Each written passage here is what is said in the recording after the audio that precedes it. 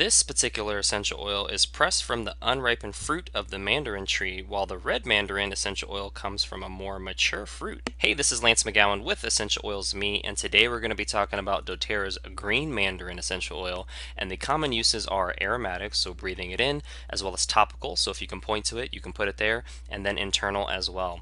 The main benefits of green mandarin are that it's uplifting and soothing when diffused. It also helps maintain healthy immune, nervous, digestive, and respiratory functions, so a lot of different benefits to different body systems.